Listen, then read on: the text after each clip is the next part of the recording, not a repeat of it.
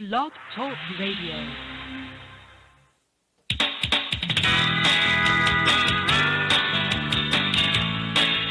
Contra Radio Network, Preparedness Radio, with your host, John Jeffers.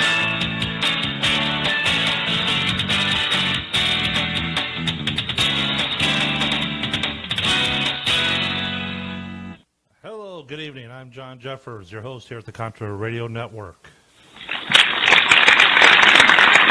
Yes, please. Thank you. Before we get started tonight, you may have noticed on the group page or the like page, more likely on the like page, because you have more likes than we do on the group page. It is what it is. Anyways, wanted to say, Brandon and Brian have just joined into the video feed on Facebook. Welcome, guys. Glad you're here. I did not start up a chat room tonight. Reason being, because the topic we're going to be discussing, I want you to call in. Our number is 516-453-9389. Because what we're going to be talking about is going to require input, and I can't do it all. I can't carry the water on this one. And there are no wrong answers. The only wrong answer to what we're going to be discussing tonight is doing nothing. So, Brandon's in Canada, and he has limited data, so he can't stick around long, but we're glad to have him just the same. If you've noticed on the like page, I posted some things from Patreon.com. I've always promoted it. It's just an easy way. If you like the show, I'm asking for $2 a month. $2. $2. That's all. Just $2. That's what I've asked for. Many. I shouldn't say many. There's a handful of you, about 12 of you, who have graciously donated a little bit more than that. Let's put it that way. And I will not tell you who it is, and I will not tell you how much. But to let you know, there are people out there that do support the show, and I want to say thank you so much for those of you that do. Patreon.com's easy. Set it up, and it just goes automatically month to month. $2, guys. Come on, $2. All right. Tonight we're going to be discussing 1 hour after and beyond. And what I'm talking about is this. As a prepper group leader or a patriot group leader, there's been a critical incident. What are some of the steps that you have in place to get your group ready to go, if at all? Many of you don't even have that planned out yet, for whatever reason. Again, no wrong answers, except doing nothing. Doing nothing is an absolutely unacceptable answer. You got to do something. After all, you're the group leader. You should have at least something down on paper for you and any of your command structure, any of your other leaders. They need to know. They should have something, at least an idea. If you're not willing to put it on paper, have you at least discussed it with those people? Now, 1 hour after and beyond, how many of us at any given time, the power has gone out at your house or whatever? And for that brief moment, you can hear people, whether it's your wife, your kids, whatever, who's ever in the house, you hear the collective, you know what I'm talking about? Yeah?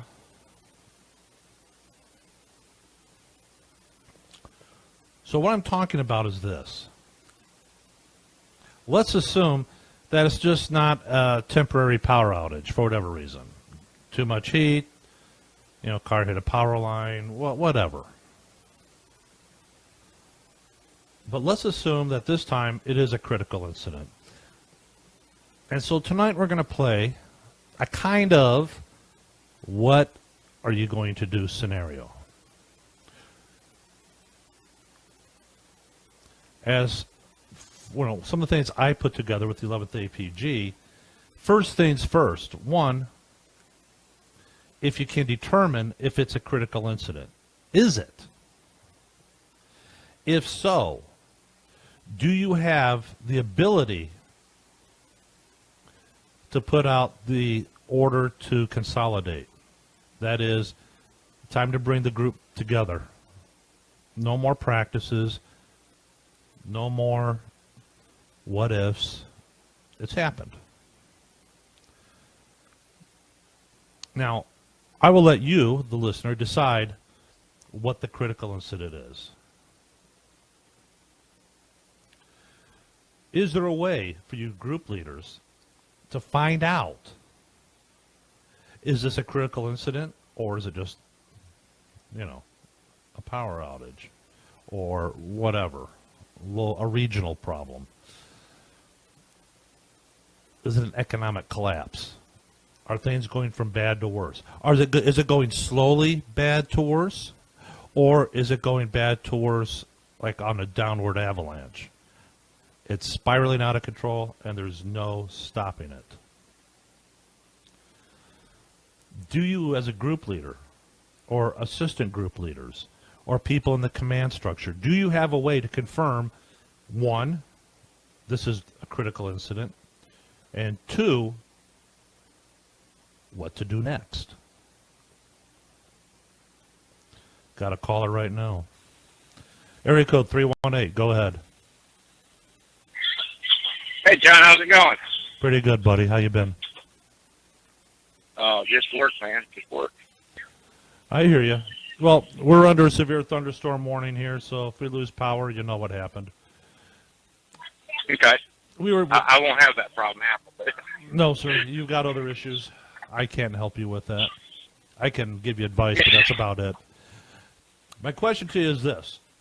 Tonight we're discussing 1 hour and beyond. And we've set up this, it's a scenario, but it's a very interpretive, subjective scenario, if you know what I mean. What we're talking about is that first hour. And as a group leader, or people in your command structure, do they know what to do? Are you able to confirm if it's a critical incident, or is this a regional problem, a local problem, or is this a national problem? What are the criteria do you have for your group? Do you have set up for your group so that they know it is time to consolidate? Get your gear, get your people. It's time to consolidate. It's time to go into operational mode. And that's what we're talking about tonight. Do you have something to add? Well, I think you'd probably have a 24 to 48 hour period. Okay. Do you know if, some of the things that group leaders need to understand is, are they going to have the ability to find out what kind of a problem it is? I mean, that's a big one. Let's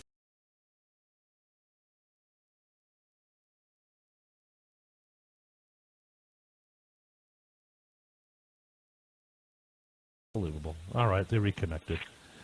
The problem is, do they have the ability to assess the information that's coming in?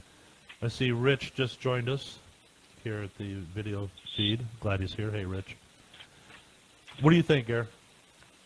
I mean, if it's electricity that's gone down, how are you going to be able to decide or confirm if this is a local problem, a regional problem, a national problem? Is it a problem at all? Well, first, generally, if there's a problem, usually you see it like if people are out of power locally around me, they'll either call me or I see it on Facebook first. Mm-hmm. And to me, the power is almost nothing compared to other stuff that can happen. So, they talk about the first hour being the golden hour. And that golden hour, supposedly, is this, for those of you that are not familiar with the term. During that first hour, that golden hour, we have to ask, the public still isn't quite sure what's going on. General populace isn't sure what's going on, especially if the electricity is down. And if so, Again, is this a local problem, regional problem, national problem? That golden hour is what could make or break your ability to reconstitute your group, to consolidate your group, to get people where they have to be. So that's where I'm kind of going with this. That first hour is the golden hour. While people are still kind of looking at their cell phones, playing zombie, going, "Oh, gee, I don't have any bars." Of course you don't, you moron. There's more to it than that. But that's what we're talking about. We're talking about that golden hour. I see Lee has joined us in the video chat room. Hi, Lee. Happy birthday to you. So we're talking about this golden hour. When people look at their cell phones, I don't have bars, electricity is not working. That's the hour that if you can get to your supply base, and I mean, if you can get to the store and get any last-minute, desperate attempt, whatever it is, you go there and you grab it and you hold on to it, put it in your supply catch, and then go. That's what we're talking about. That golden hour. It's only going to last because at hour 2, people start getting antsy. You know what I'm talking about. You know what I'm saying. By hour 3, they're bananas. You don't believe me? What happens is, I don't have any bars. For 3 hours, I can't contact anybody. Traffic is going to go right out the door. You might as well don't even bother going to the interstate. You better know or have an alternate route to get back home, especially for those of you people that still work. You still got to get back home because that's where your supplies are for the most part. That's where your family is. Maybe not all your supplies, but most of them. So the question becomes, what do you do during that first hour? Group leaders, are you able to sit there and get word out to your group? It's time to consolidate. Meet at the rally point, meet at the AO, whatever it takes. And here's another question for your group leaders. Let's say you are able to establish contact with your group. Let's say the electricity is fine. What if it's an economic collapse? Are you going to consolidate? Are you going to bug out? It's a decision that should have been reached before this point in time. That's why I've said at the beginning, you need to set up something ahead of time, a plan. Let the group know what's expected of them. If they don't know what's expected of them, they're not going to do anything. And if they do something, it may be something that's totally out of the realm of what you had planned. So it's very important that you keep that in there. Very important to let them know ahead of time. So let's assume that you are able to get word out to your group.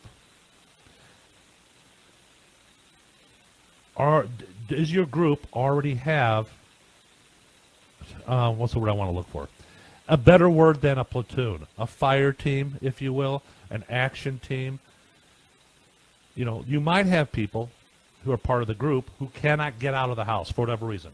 Say there's, wherever they are, either the traffic is, you can't get in there with vehicles, or the crowd has gone crazy, because we all know as time keeps ticking, people start getting ideas.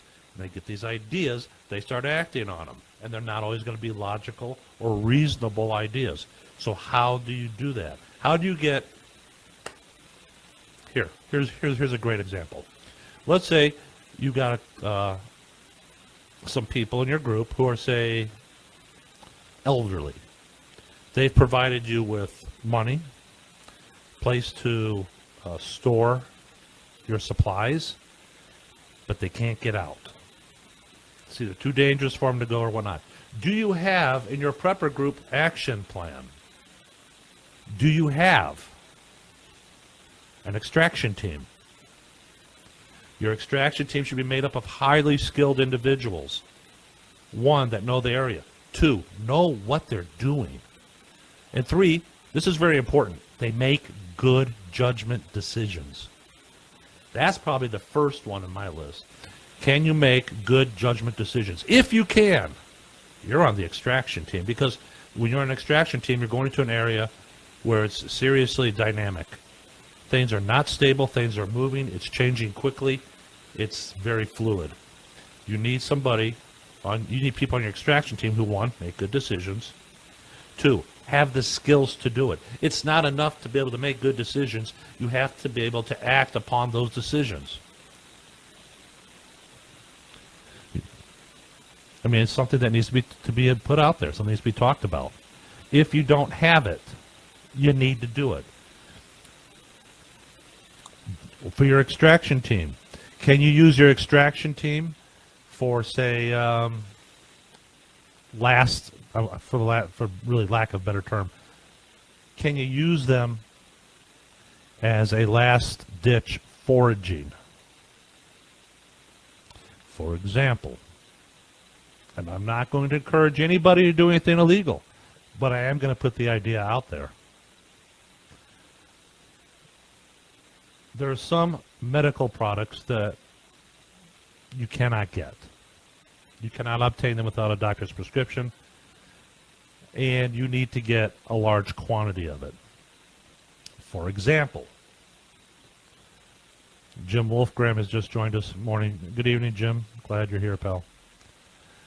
You know, here it goes. Where do you go? Do you have a team that is set to go out there and get those supplies, obtain them? Bear in mind, they have to know what they're looking for, where it is, and how to obtain it, secure it, and transport it back. 5 things you've got to have. You got to have them. And they need to do it quickly. Now, for example, some of you might say, I would go to the local pharmacy and get what I need to get. Okay, great. Good idea, good start. But what if we're talking about, say, class 4 narcotics, painkillers? Those are locked up in a safe. Do you have somebody that has an idea of what the hell they're doing when it comes to a safe? I mean, these are things you need to prepare for ahead of time. And I am not saying go out there and steal it. Don't do anything illegal. I would not want you to do that. But it's something to think about. As I said, I put it out there. Another caller. Area code 630. Go ahead. Yeah, this is Chuck. Just calling in. Good evening, Chuck. How are you? Do you have something you'd like to add to this conversation? I do not. I just joined recently, so I'm sort of trying to get the lay of the land as far as the topic you're talking about. The topic. First 24 hours is what I got from the page. All right, good job. All right. We're talking about the first hour and beyond. As a prepper group leader, what are your plans for that first hour? For example, you need to understand, is this a local event, a regional event, a national event? If so, do you consolidate your group, give out the order to go out and consolidate the group into your area of operations? And if so, how do you do it? How would you do it? For example, let's say electricity's out. How do you do it? How do you get the information you need to pull that off? Yes, Tim. There's no chat room tonight, Tim. Yes. So I need you guys to call in because this is a weighty topic, and a lot of you prepper group leaders are not willing to talk about it. That's fine. I don't want to know your detailed plans, but what are your general ideas? What are your general outlook on this?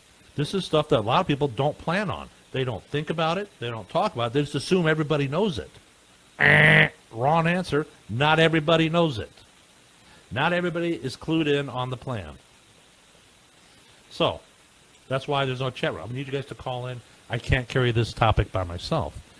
Even I got Chuck here, and Chuck's pretty good at this. But again, Chuck's one guy. I got Gary in. And Gary brought up a good point. He says, you might have 24 to 48 hours. Maybe, depending on where you are, if you're lucky. Like I said, you go to Zombieland, any urban area in the cities, and they don't have their little bars on their cell phones. The zombies come alive because they go, I got no bars. They don't know what to do. And they're not going to be happy. And they're going to make irrational, dumb unreasonable decisions. So that's where we're at, Chuck. Well, that's the whole purpose of having a plan, like a contingency plan. Usually, if something hits me in the first 24 hours, that means something already happened. It's something that may have knocked out electricity, so there's no communication available unless you have some type of pre-planned, agreed-upon radio frequency that everyone can go to. So the two different contingency plans that you can have in this scenario is basically to either have a location for a rallying point. I think it would be better, however, to just have a secondary method of communication, which is radio, and then agree upon a frequency which everyone can tune into, or something like that. Right. For communication.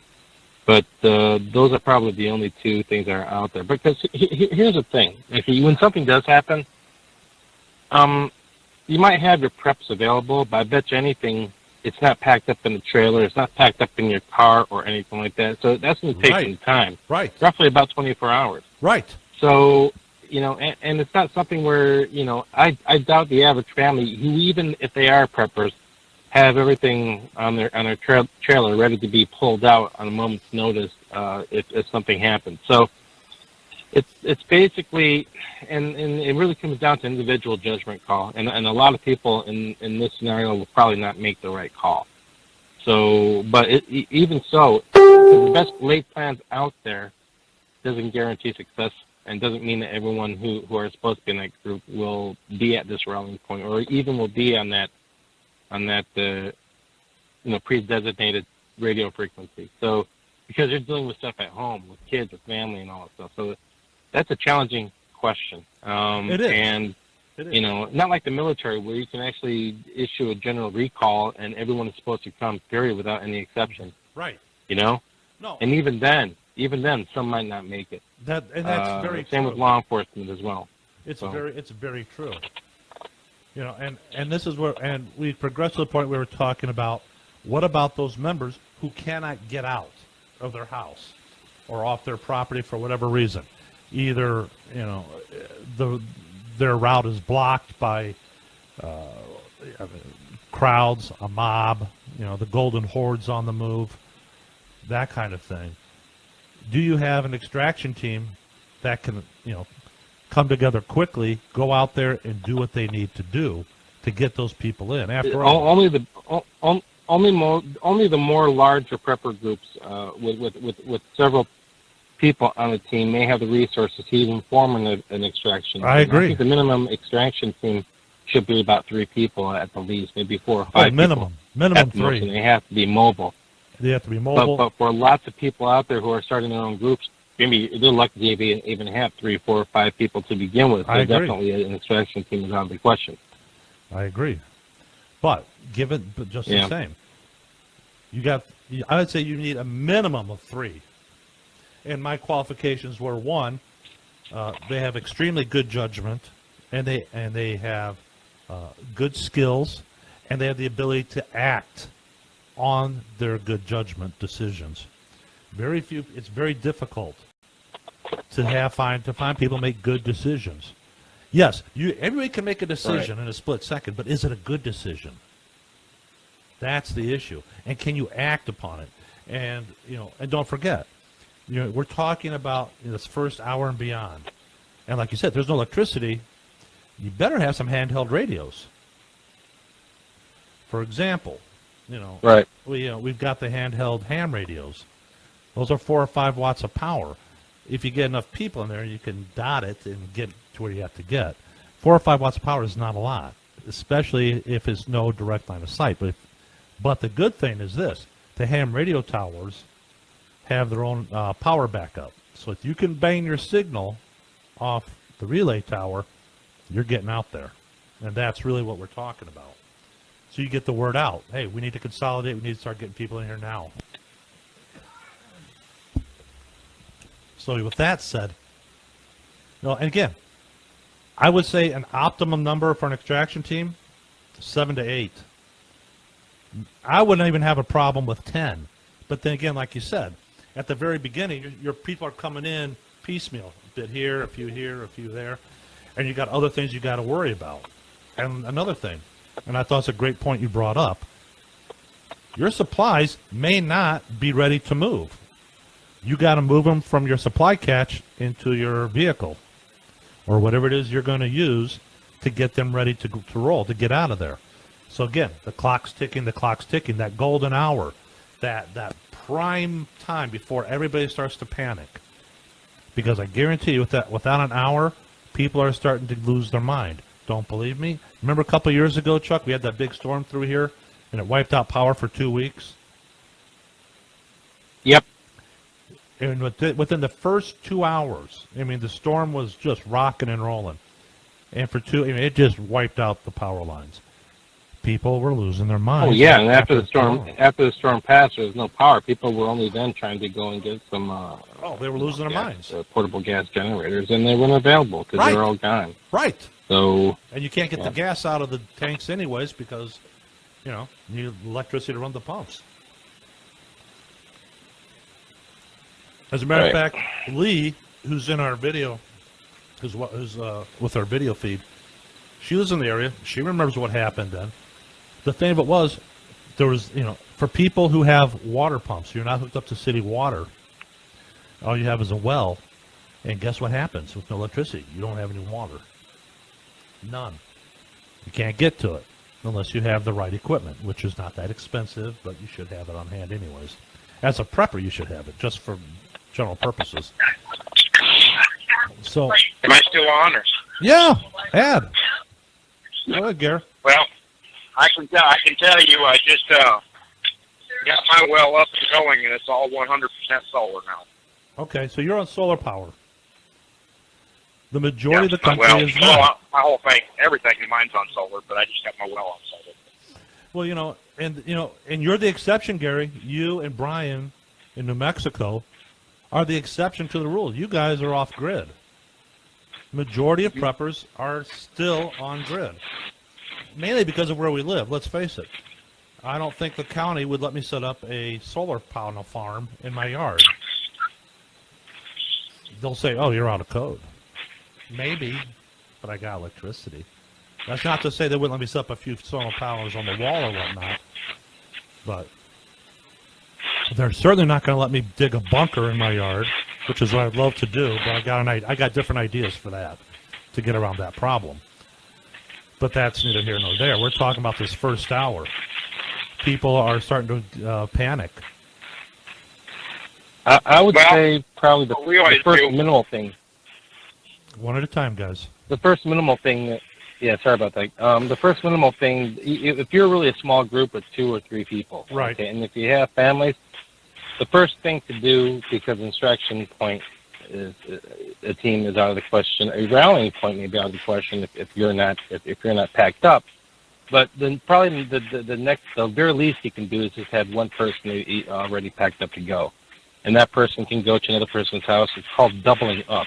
Basically, you go to a person's house with your provisions, so that you can combine it with theirs. So there'll be more for everyone to share, but at the same time, you'll have additional weapons and ammo. No, you're right.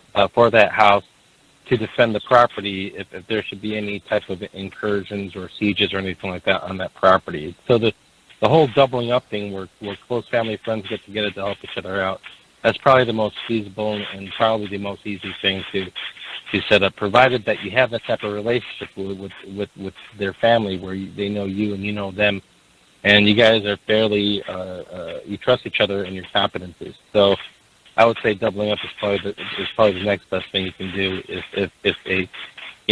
if you can't go to a rallying point or get radio communication set up or anything like that. All right, you get this. Good answer. Good answer. Good answer, buddy. Excellent answer. That's a good answer. You could set it up so you have one person from each unit, each cell, who's already loaded up. Send one person to the next person's, the next member's house, get them going, and start get the snowball going. It's a good idea. It's something that could be done with, and I think what Jim said is true. Yes, you could put the order out to consolidate, but you got to get a skeleton crew into your redoubt, into your area of operations, into your bug out location, to your rally point. You still got to get a skeleton crew there somehow, some way. And then the rest can be followed, as the case may be. But on the other hand, if you're a small group, 2 or 3 people, you got a whole different world. You're not going to have the manpower you need. That's not to say this. How many of you know if you have friends or neighbors next to you that are preppers?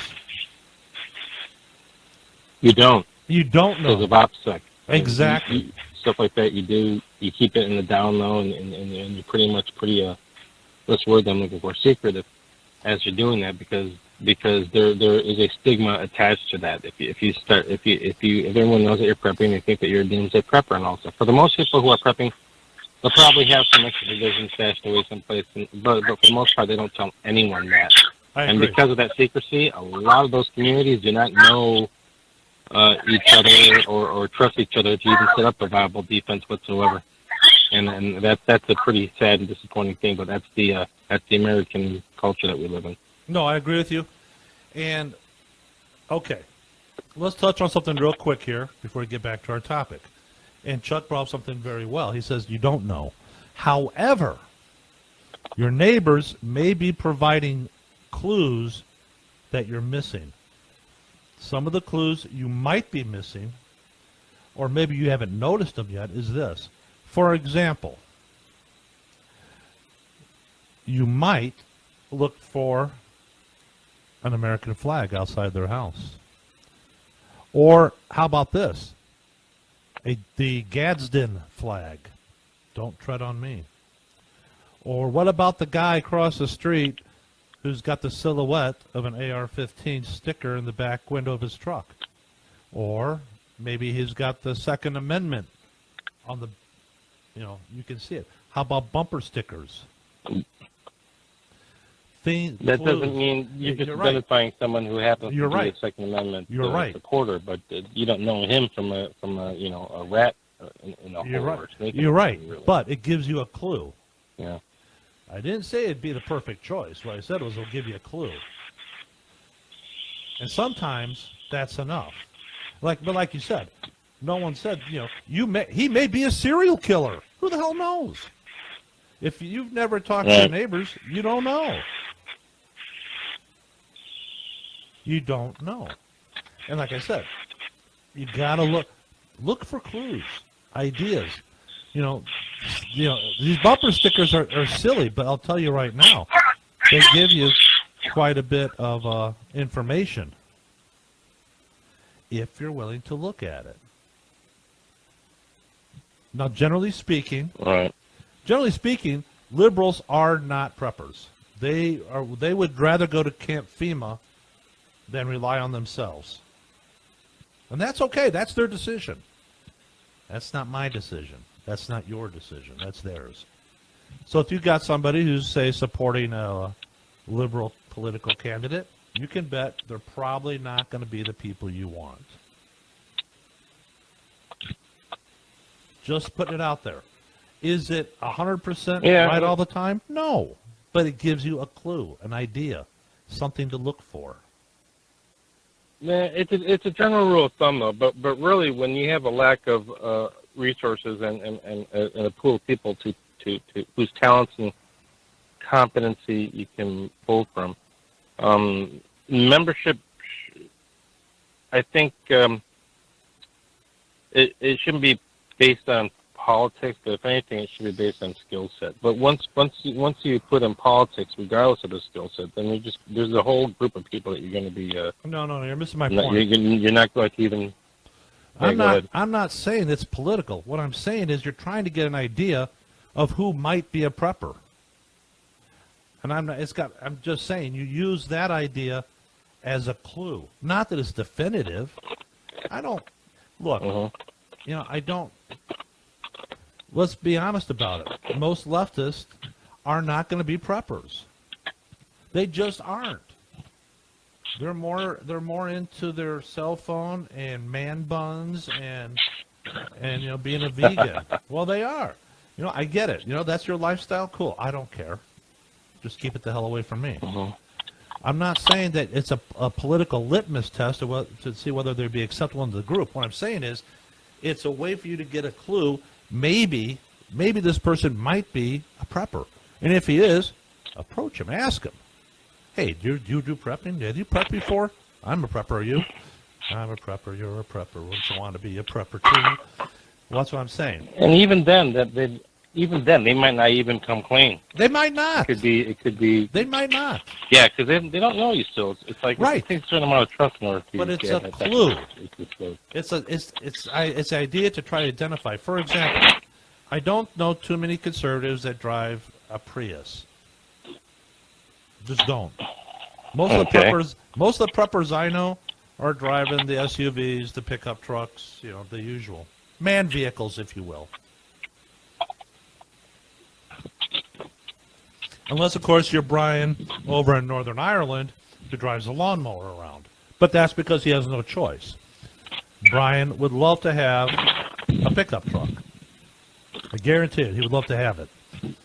But it wouldn't fit on the streets over there, so he's kind of stuck with that. But I'm just saying, use it as a clue. Not that it's 100% yes, this guy is. No. And it's not a political litmus test. And one thing I would caution you all very carefully about, and that is don't judge the book by the cover. You got to do what, like Chuck's saying, you have to go and talk to these people, make contact with them. Just because they have long hair down their back doesn't mean they're leftist. It doesn't mean anything. Look past the physical and find out what you can about the person. You'd be very surprised at the kind of people who are preppers. And I'm not talking about that stupid National Geographic show that, thank God, was canceled. Oh, God, I don't want to talk about it. Robert Zerbst is in the video. Hey, Bobby, glad you're here, buddy. And our good friend Julie, who's traveling cross country, she has joined us in the video feed on the like page. There's no chat room set up tonight, intentionally.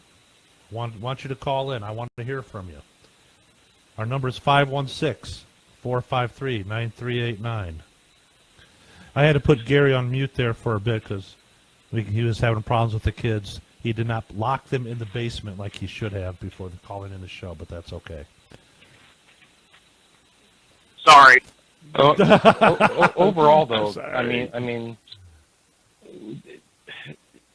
getting a group of preppers is basically only as good as your social network is. And the only way that you can have a strong social network is, hey, guess what? It's not Facebook or Twitter. It's basically being able to talk to people in real life and being able to forge some type of relationship and trust. And that requires you to actually know your freaking neighbors. Right. Know what they're about. Right. Look, my buddy Bobby.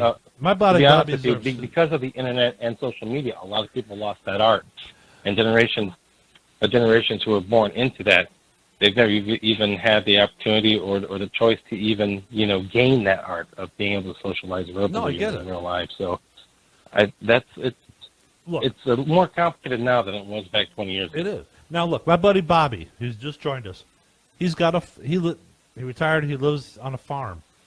He may not have neighbors close by, so he could very well be on his own. Which is not to say that Bobby doesn't know people who are preppers. Bobby might very well know a lot of them. And you're right. Can Bobby go? Does Bobby want to walk 2.5 miles down the road to say hi to a neighbor? They'll probably drive by and see him if they're out and say something to him and talk to him then. But the casual over the fence conversation isn't going to happen unless he happens to be out there at the same time they are. And really look at, it's really kind of hard. Some people might be friends because of a church congregation they're part of, and they're involved in church activities like choir or being an usher or something like that. Mm-hmm. That's one way.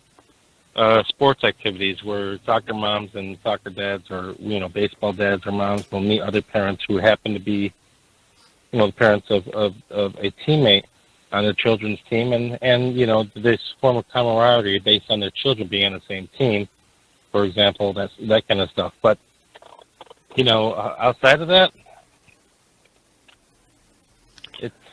But you're right. You're right, Chuck. Like I said, I go back to my general conclusion, and that is because of the popularity of the internet and social networking. As a result, a lot of skills associated with having a personal relationship and being able to socialize and interact with people in real life. That art used to be normal, but now it's a rare thing. And as a result, a lot of people in our country that are in their 20s and maybe 30s are absolutely, they lost that art. They just lost that ability to do that. I agree with you. And I agree. Yeah. Social media has done more damage to people in terms of just interpersonal communications. And that's just the way the world is now. You know, Chuck, you brought up a good point. You know, how many people actually will say we're preppers? Well, there's a good bet, it's a fair bet, that people know that I am, that Terry is, that you are. I mean, but of all those people that we know, how many actually listen to this show? Very few. Very few people actually listen to what we're talking about. We've never hid the fact. Yeah, we're preppers. This is what we think. This is what we do. Of all our friends that that know us, how many are actually preppers? How many actually listen to the show? The people that do know are far and few between. Let's be honest. Oh, Austin is in the Austin Hebert, my good friend. Austin, if you want to call in, I just want to take a quick diversion here. Austin was in Houston. He went looking for Antifa. If you want to call in, buddy, you can. There's no chat room tonight. Love for you guys to call in. 516-453-9389. 516-453-9389. If you could give us a call, buddy, I just want to hear what you have to say about your adventures in Houston with Antifa. Not that anything came of it. By the way, I'm glad to see they got that wicked bitch Antifa who cut open a horse's face because she had nails stuck into a lawn pole, and she took a swipe at the horse's face and laid the horse open. So that wicked bitch is sitting in jail where she belongs. Hopefully she'll get something. Well, yeah, and that's another thing. That's another thing. Look at Antifa right now. Okay, let's look at them. They smell. I mean, we're talking about a group of people who sells brochures that Democrats state that they're supposed to be open-minded and tolerant and progressive. And then you see Antifa and their example and the way they demonstrate themselves say they're anything but open-minded nor tolerant. And if they are progressive, they sure do so in a violent way. So Antifa, if you want to look at savagery to a level that hasn't been seen before since,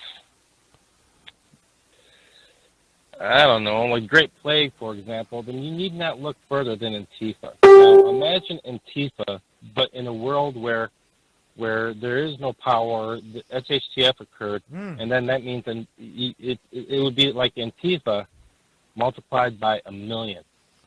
And that's what kind of world you'd be living in. Antifa is just a start. They're a very, very small sample of the total population. I agree. But they're a really good example of the savagery that a typical American will encounter in a world where everyone's competing for a limited set of resources, be that food or whatnot. Hit the wrong button, buddy. This is for you. Okay. An excellent analysis. You get a gold star tonight. Excellent analysis, Chuck. Good job. Excellent.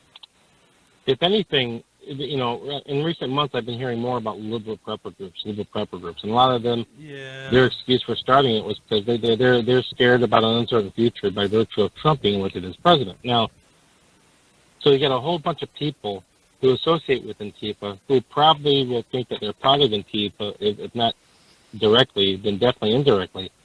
Also prepping and inflicting provisions and firearms and so on and so forth to defend the liberal DNC agenda, in an SHTF world.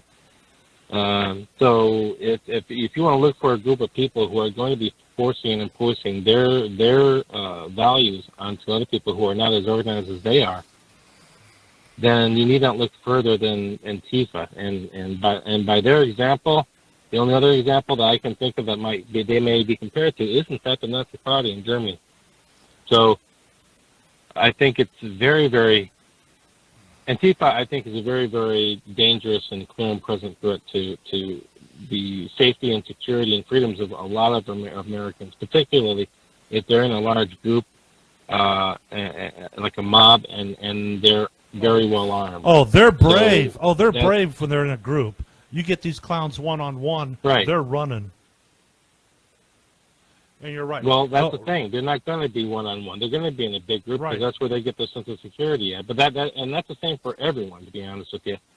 But if you're going to be defending your home against a large mob of people who think that you're a bad guy and they're using, because you're not liberal, no, I hear then you need to be prepared not only with provisions and ammo, but with other people as well who know you and will defend you as they would hope you would defend them if they are being accosted. No, I agree. Under siege by groups like Antifa. No, you're right. So it's basically because of Antifa, because of liberal protests that are very violent and very destructive in many ways, and they think that they have a good reason to do so because of Trump or whatever, they are the biggest threat to the safety and security of all Americans and families out there.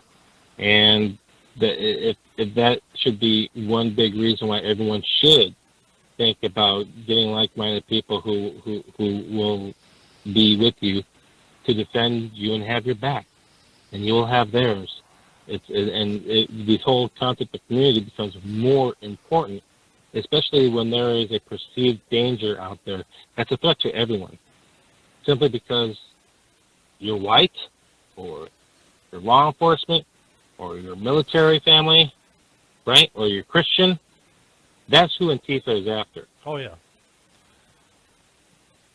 Chuck, I think you brought up a really good point, and I think it's something we need to understand. If you want to get an idea of what some of these savage mobs are going to be looking like and what they're capable of doing, look no further than Antifa. Rob in Indiana, you're absolutely 100% right. He said without social media, Antifa most likely would not exist. And like Chuck pointed out earlier, social media has destroyed the art of interpersonal communications. And you're saying, John, what do you mean by interpersonal communications?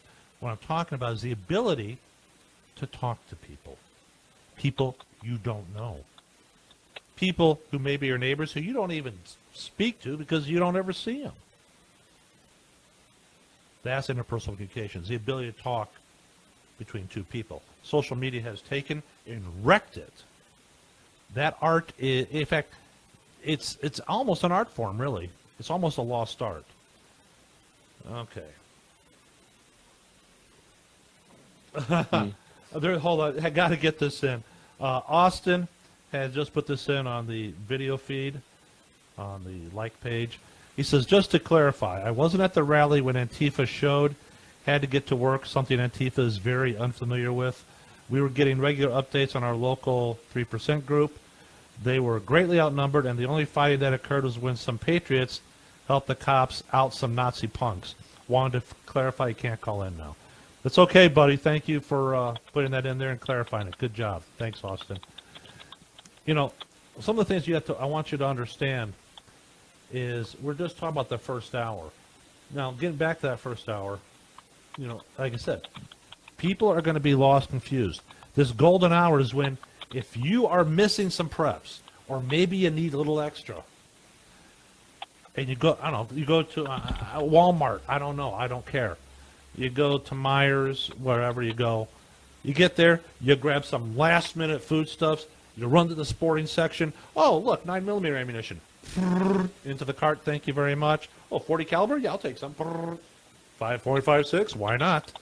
Because it's going down. And that golden hour is when you're going to have to be able to get there, get to the checkout, get it paid for, and get the hell out of there and get back. But that golden hour is when you got to do it. Because as time ticks by, people are going to start getting ideas. They're going to start thinking of these ideas on their own. Generally speaking, the population will start to figure things out. Some faster than others. Some will not believe it. Will not believe it no matter what until they are dying of thirst on day 3.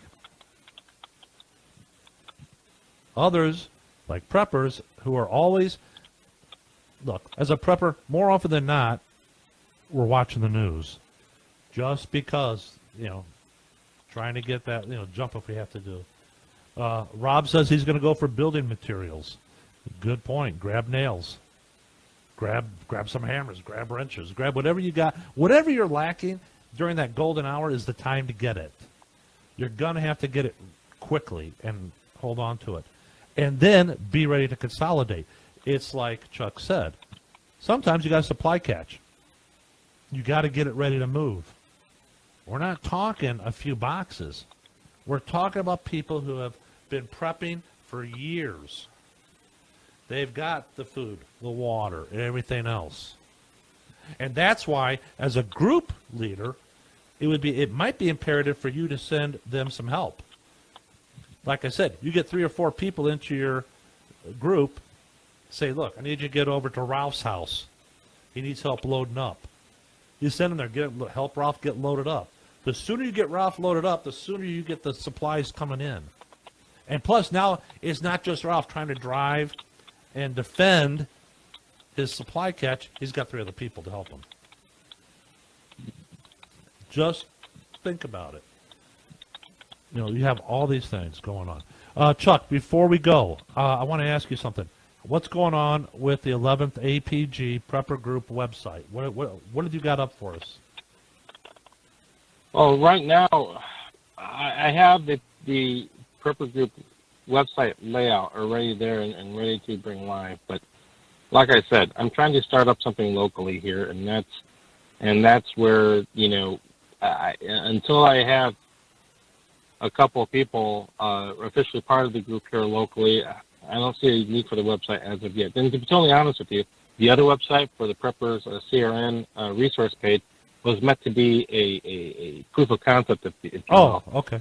Or a test of its demand. But the problem is, it's not getting much traffic. So if that's the case, and that's for the general population, I'm not even sure if the other APG website will even matter at this particular point if I don't have anyone in the group right now. I only have one person. And he is more or less left-leaning, but he's an EMT, so he has a good skill set. So that's, but I don't have anyone else, and because of work and everything, well, I haven't been able to set up a meeting or anything like that. I know. I get it, man. Point. I get it. Okay, listen up, people. Yeah. If you're in the northern tyranny state of Illinois, a terrible place to live, and you want to join a prepper group, I urge you tonight, send me an email, ContraRadio@live.com, ContraRadio@live.com. I will put your information, your contact information over to Chuck. He will get to you. Now, look, we have a prepper group over in the next county over. We need more. More people. More people with... Look, you may not be a person with, say, what you would consider, I don't have a lot of prepper skills. Well, no one does when they first start out. That's why you join a group, we start teaching you, and you start teaching us about what you know about. For example, we have one person who calls this show on a regular, not a regular basis, but often enough. He knows more about canning food, how much food to can, how much that food will feed. He knows more about that than any other human being that I know of on this planet. And he's readily available for questions. So, I don't know that stuff, but I do now. When he starts talking about stuff, I take notes. Hell, who the hell wouldn't? And the Warlord of Rhode Island, Scott's in. Hey, glad you're in there, buddy. So, my point is this: don't feel like, because you don't know if you have the right skill set, or you don't know whether prepping's right for you. As my friend Chuck here is fond of saying, prep today, live tomorrow. Are you fond of that? Are you fond of living tomorrow? It's very simple. Prep today. If you're in the northern tyranny state of Illinois, please, ContourRadio@live.com. Get a hold of me. Contact information. I will send it over to Chuck. Chuck will get back to you, I promise. Chuck's a techie guy. He likes this stuff more than I do. Plus, he needs. Well, he does. He needs more people with it than I do. That's all. So, all right. What happened there? The Road Warrior of North Carolina. Okay, good enough, Scott. Scott is now the Road Warrior of North Carolina. I've got such a diverse, eclectic group of listeners. I love you guys. I'm telling you. You guys are something else. All right. So think about that, guys. Think about what we talked about. If you're a prepper group leader, a Patriot group leader, make sure your operational plans include that first hour. What to do. If your electricity goes down, you're going to have battery-operated handheld radios. I would suggest something, the cheapest radio out there is a Baofeng handheld ham radio, and I guarantee you, if there's a national problem where the grid goes down, the FCC is not going to be worried about whether or not you have a license. They'll have bigger fish to fry, and you ain't it. Something to think about. So, Mr. Chuck, what would you like to say before we end tonight? What do you think? Well, I would like to remind everyone to please go to preppers.throughhere.net and help me add some more content to the website. Basically, it's still in its infancy, and I can't put content in there. I tried already to put stuff out there, but we need a lot more.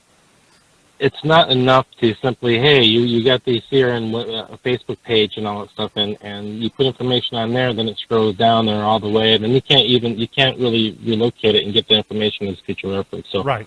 Basically, what this website is supposed to be is to catalog those hints, those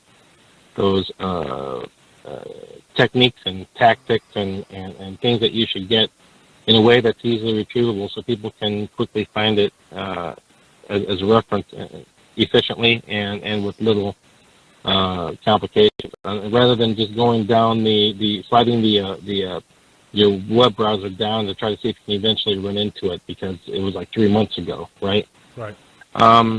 Even the blog site, the WordPress blog site that John has for CRN is same thing. You have to scroll all the way down there to find something. And most of the posts that are on there are going to be links to podcasts. So, right. If anyone can help me just add more content to the website, I would really appreciate it. And that's something I'm going to be asking for many weeks to come on every show that I'm on, just to continue the effort on trying to add more information to that site. Gary, Rob, there's even Brian. Brian listens in all the time. These guys have got a lot of techie, hands-on kind of stuff. They've got a lot of answers, a lot of knowledge. You want to know about living off the grid? Get hold of Gary. Get a hold of Brian. How you want to do that? Have Brian and Gary share their information all the time. So, we'll get a hold of them for you, buddy. And we'll have them put their knowledge to use. Because these guys, they just don't talk the talk, they walk the walk. They don't talk about going off grid. They do. So there. Really appreciate their help, Tim. Hey, we're here to help each other. That's why we're preppers. Being a prepper doesn't mean you go to the top of the mountain by yourself and call out and sing holy songs on the top of the mountain by yourself. No. It's about helping like-minded people survive. Prep today, live tomorrow. Am I right, Chuck?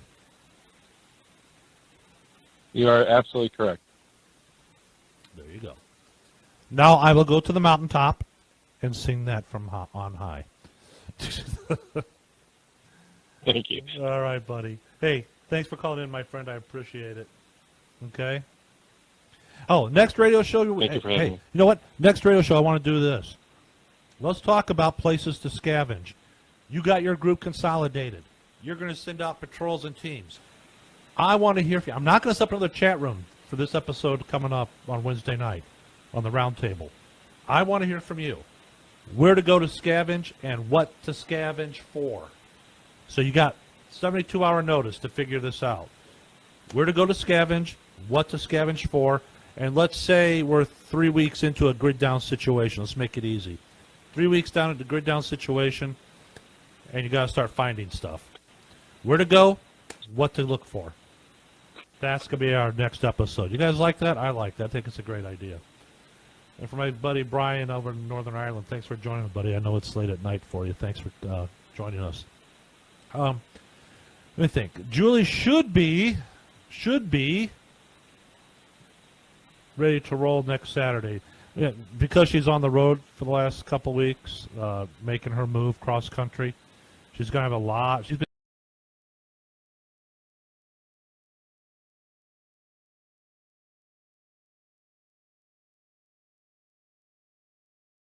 of course, rocking and rolling, rattling the cages, seeing what comes out, shaking the tree, see what falls out of that, rattling the cages of the hyenas on the left, and then laughing about it. That's the Contra Dawn Show at 9 p.m. on Friday. 9 p.m. Friday, the Contra Dawn Show. I will be back Wednesday night with the topic I just told you about. Where to scavenge and what to scavenge for. You're 3 weeks into a grid down situation. You're sending out your patrols. Talk to me, people. I want to hear from you. And again, thanks again for joining me tonight. I'm John Jeffers here at the Contra Radio Network, saying thank you, good night, and by the way, I do have the smartest listeners. I do.